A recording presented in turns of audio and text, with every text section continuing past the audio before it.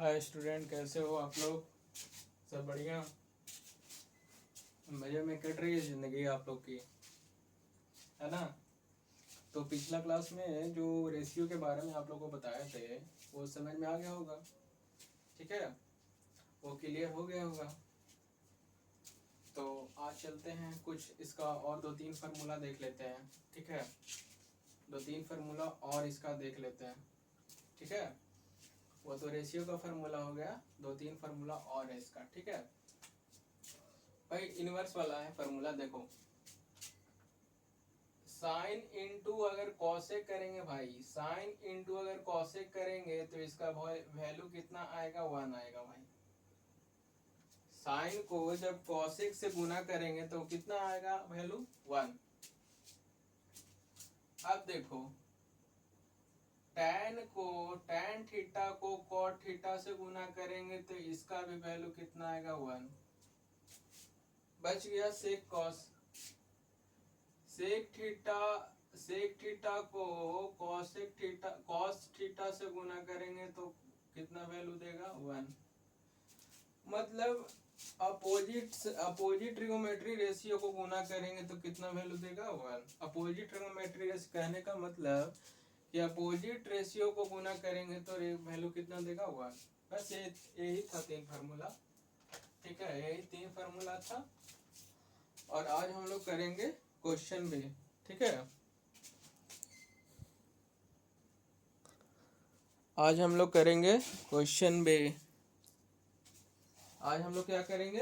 Question भी करेंगे, ठीक है? रेशियो का क्वेश्चन करेंगे।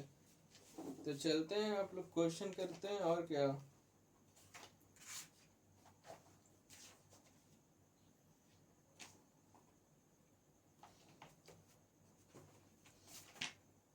आप लोग आर डी शर्मा का बुक खरीद लीजिएगा, ठीक है? आप लोग आर डी शर्मा का बुक खरीद लीजिएगा, ठीक है? इसमें सारा मैथ दिया हुआ। चलिए, क्वेश्चन कह रहा है, फर्स्ट क्वेश्चन आप लोग का ये रहा, ये दिया हुआ, ठीक है? एक ट्रायंगल पारा हुआ है, एक ट्रायंगल पारा हुआ है, ठीक है? Right angle triangle. A B का लेंथ भाई बोल रहा है 12 सेंटीमीटर। ए बी का लेंथ कितना बोल रहा है? 12 सेंटीमीटर, ठीक है? ए बी का लेंथ बोल रहा है 12 सेंटीमीटर। ए सी का लेंथ बोल रहा है 5 सेंटीमीटर। ए सी का लेंथ बोल रहा है भाई 5 सेंटीमीटर। और बी सी का भी लेंथ दिया हुआ है 13 सेंटीमीटर। बोल, अब इसमें आपसे पूछेगा साइन थीटा का वैल्यू कितना होगा? साइन थीटा का वैल्यू बताओ। कॉस थीटा का वैल्यू पूछेगा आपसे। टैन थीटा का वैल्यू पूछेगा आपसे। मतलब छो रेशियो का आपसे वैल्यू पूछ देगा, ठीक है? छो रेशियो का आपसे वैल्यू पूछ देगा, ठीक है ना? तो कॉट थीटा आ जाता है, ठीक है? फिर टैन क्या आ जाता है? सेक कॉट कॉट, हाँ, कॉसेक आ जाता है, ठीक है? मतलब सीरियल वाइज नहीं लिखा हूँ मैं, इधर उधर हो गया, आगे पीछे हो गया है, उससे कोई दिक्कत नहीं है, ठीक है? उतना तो आप लोग ब्रिलियंट है वो नहीं, नहीं हो तो एकदम बेवकूफ हो तो बेवकूफ ही रहो, ठीक है? चलो देखो, तो साइन थीटा का फॉर्मूला तो क्या लिखवाया था रेशियो में? साइन थीटा का फॉर्मूला क्या होता है? Perpendicular by hypotenuse. परपेंडिकुलर इसमें कौन है? एंगल के सामने वाला साइड परपेंडिकुलर। एंगल के सामने वाला साइड क्या? परपेंडिकुलर। हाइपोटेनस, एंगल के सामने वाला साइड हाइपोटेनस, ठीक है? और थीटा के सामने वाला साइड, थीटा के सामने वाला साइड को परपेंडिकुलर बोलेंगे ना? तो साइन थीटा का फॉर्मूला क्या होता है? Perpendicular by hypotenuse. तो परपेंडिकुलर कौन सा हो जाएगा? ए बी का लेंथ कितना है? 12। और हाइपोटेनस का लेंथ कितना है? 5। तो साइन थीटा का वैल्यू आ गया 12/5। साइन थीटा का वैल्यू कितना आ गया? 12/5 आया। क्लियर हुआ? अरे क्लियर हुआ?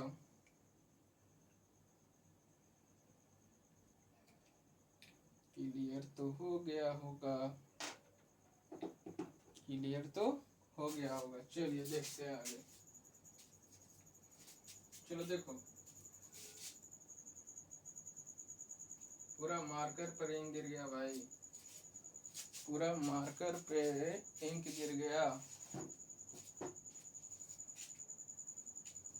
चलो देखो अगला किसका वैल्यू निकलेगा, cos थीटा। cos थीटा का फॉर्मूला क्या होता है, cos थीटा का फॉर्मूला होता है बेस बाय हाइपोटेनस। भाई इसमें बेस तो BC हो जाएगा, BC का लेंथ दिया हुआ है 13, हाइपोटेनस का लेंथ दिया हुआ है 5, तो 13/5। cos थीटा का वैल्यू 13/5। tan थीटा का फॉर्मूला क्या होता है, परपेंडिकुलर बाय बेस। तो परपेंडिकुलर का लेंथ कितना दिया हुआ है 12, बेस का लेंथ कितना दिया हुआ है 13, तो tan थीटा का वैल्यू निकल गया। बस इसका अपोजिट करते जाओ, सेक किसका अपोजिट, कॉसेक का। सेक किसका अपोजिट, कॉस का, तो कॉस तो सेक का वैल्यू कितना 5/13 आया समझ में। सेक किसका अपोजिट होता है, कॉस का, तो हाइपोटेनस बाय बेस मतलब 5/13। कॉट किसका अपोजिट, tan का, तो ऊपर कर दो 13/12, कॉट का वैल्यू आ जाएगा। कॉसेक का वैल्यू कितना आ जाएगा, कॉसेक का वैल्यू आ जाएगा 5/12।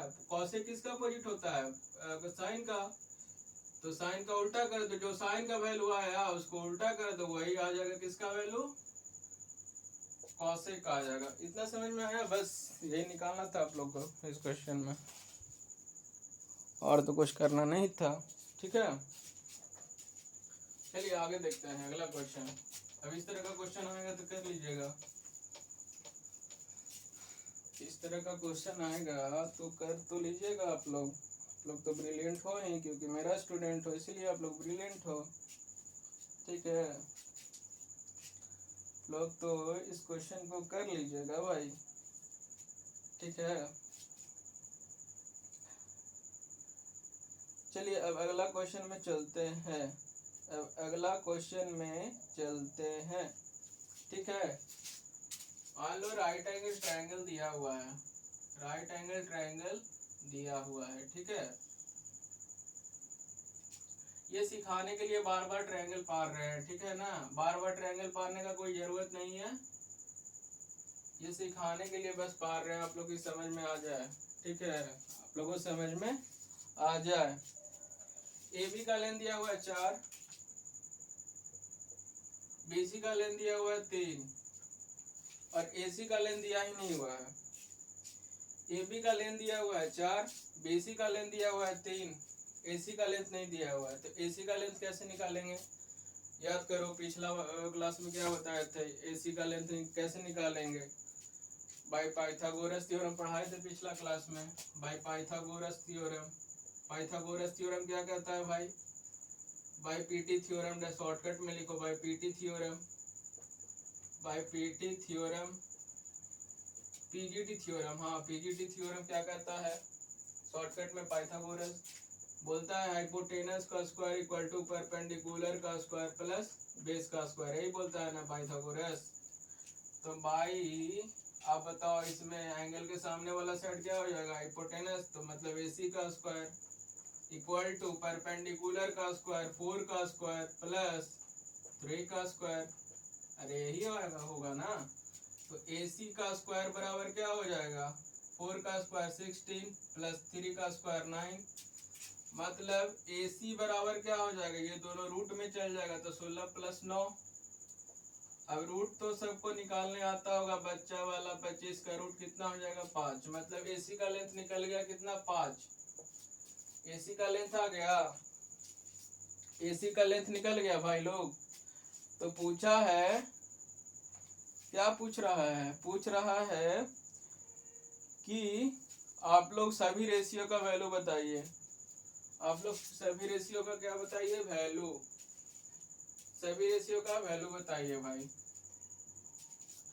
तो साइन थीटा निकल जाएगा, साइन थीटा क्या होता है, परपेंडिकुलर बाय हाइपोटेनस, परपेंडिकुलर कितना है, C के सामने थीटा बना दो,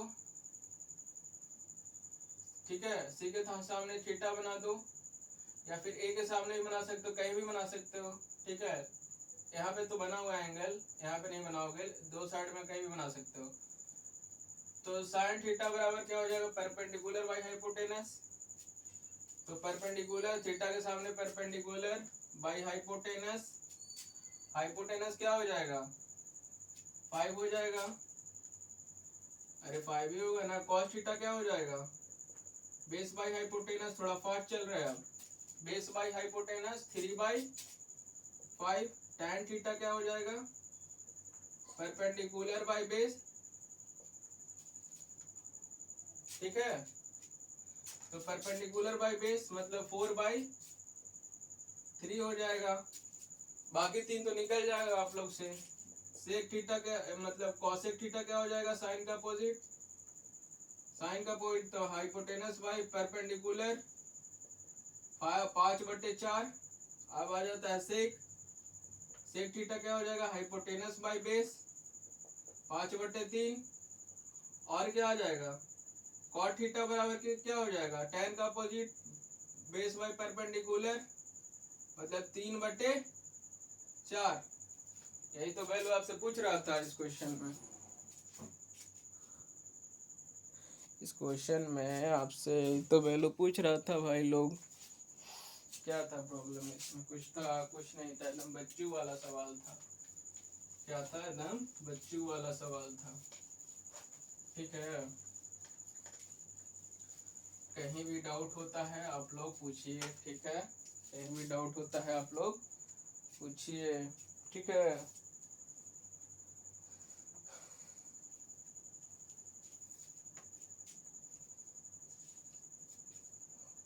चलिए अगला क्वेश्चन बनाइए। चलो देखो अब अगला type, type number 2, type number है ये 2 भाई, टाइप नंबर 2। टाइप नंबर 1 भाई खत्म हो गया, समाप्त हो गया आप लोग का टाइप नंबर 1। टाइप नंबर 2 में देखिए क्या बोल रहा है। देखो यहाँ पे आप लोग का रेशियो का वैल्यू दिया हुआ रहेगा, ठीक है। मतलब कोई एक रेशियो का वैल्यू दे देगा आप लोग से, तो रेशियो का वैल्यू पूछ लेगा। मतलब साइन थीटा का वैल्यू दिया हुआ है, साइन थीटा बराबर क्या होता है, साइन थीटा का वैल्यू कितना दिया हुआ है भाई, 3/5। तो कॉस ए और टेन ए का वैल्यू पूछा है। साइन ए बराबर 3/5 है, साइन ए बराबर 3/5 है, ठीक है, ठीक है। साइन ए बराबर 3/5। तो पूछा है आपसे कॉट ए का वैल्यू कितना होगा और टेन ए का वैल्यू कितना होगा भाई, क्वेश्चन में ही पूछा है ना। हाँ, कॉस कॉस ए और टेन ए का वैल्यू कितना होगा, कॉस ए और टेन ए। तो देखिए साइन ए का वैल्यू दिया हुआ है, साइन ए का वैल्यू दिया हुआ है, मतलब ट्रायंगल पार हो भाई, ट्रायंगल पार लो। यहाँ पे एंगल बन रहा है, अरे साइन ए यहीं पे होगा ना भाई,